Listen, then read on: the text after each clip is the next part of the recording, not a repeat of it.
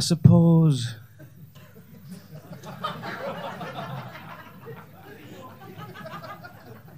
I first realised I was boring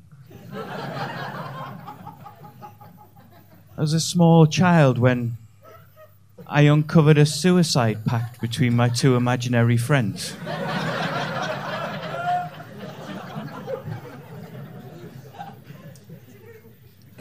You know, I once had a Christian say to me, "We are all made in God's image."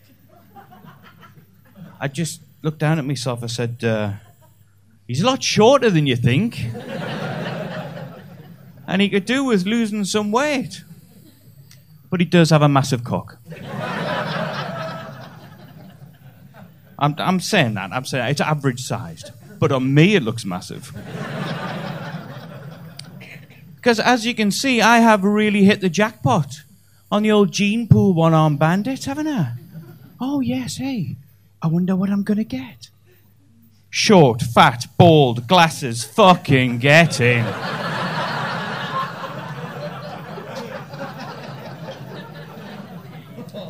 Do you know, if I was also ginger, I would qualify as disabled?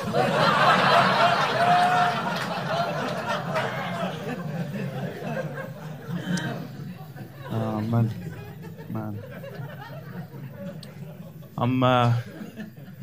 I'm not successful with women. No, John, you are winding us up.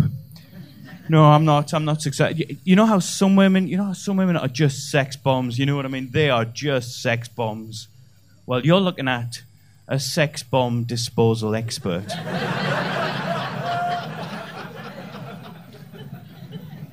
It's a lot like being a regular bomb disposal expert. As I approach the sex bomb, I am shitting myself, knowing she might go off at any second. And then I use my specialist techniques to diffuse any sexual tension.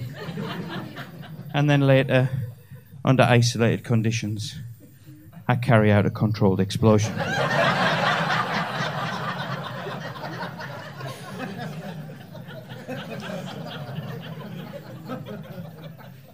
I don't know about you, but I can't stand pretentious people. You know what I mean? I can't stand them. I used to work in a chip shop, and one day this hipster came in, and you know, the type, big bushy beard, jeans as tight as a foreskin.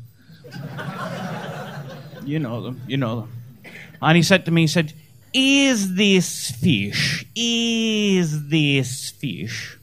from a sustainable source?" I said, "Yeah. We've got fucking loads of it."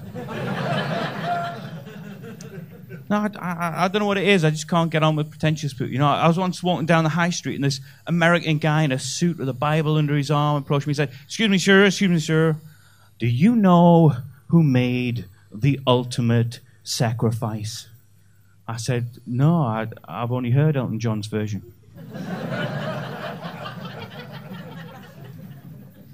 I don't know what it is. Pretentious people just... My neighbour once said to me really pretentiously, "I have news.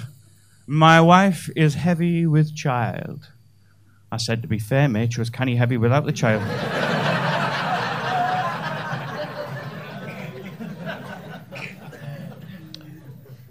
Yeah. I've got a mate. He's got one real testicle and one artificial testicle. So, you know, overall, a bit of a mixed bag. I grew up in the 80s. If you don't remember the 80s, it was a lot like today, except all the paedophiles were on television. All of them. So how we did it back then, it was a law or something, I don't know.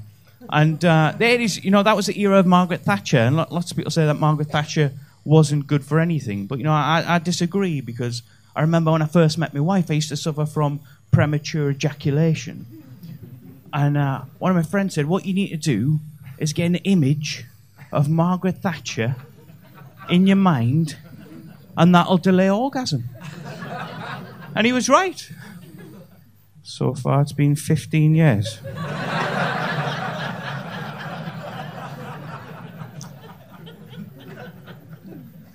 I'm a geek. Of course, I'm a geek. Yeah, I'm a geek. I didn't realise how much of a science geek I was, actually, until I went to my first ever boxing match. And in the programme, against how this boxer defeated his last 3 opponents, It said KO. I thought, potassium monoxide. Deadly yet undetectable. Clever. Very clever.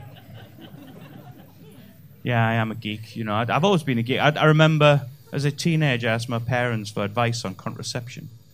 They recommended I just keep wearing the Star Wars t-shirt. I was crazy to worry about contraception. No, what I should have worried about was getting some actual sex, you know. I wasn't getting any sex, you know. I couldn't understand it. Neither could any of the guys at the chess club.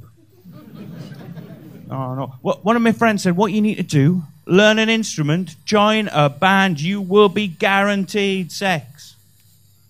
5 years I wasted in that fucking Salvation Army.